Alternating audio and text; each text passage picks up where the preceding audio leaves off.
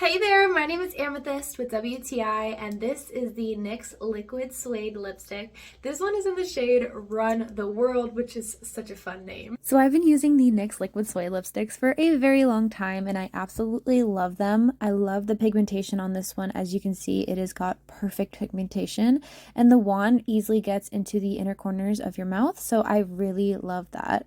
And I like that this is a forgiving lipstick. So this isn't a typical liquid lipstick that would dry down to a full matte finish. As you can see with just then, it's very easy and forgiving to fix. And that is because it doesn't fully dry down. It's just like a regular lipstick in liquid form, which if that's something that you're looking for, this is going to be great because it's going to keep the moisture in and not dry out your lips so much like a typical liquid lipstick. But even with that, I still really love this liquid lipstick. I will continue using it for sure. I absolutely think it's the most beautiful purple color for a bunch of different looks. And there you have it. So if you're looking for a nice, fun lipstick to try out, this is one that I highly recommend, and that is my point of view.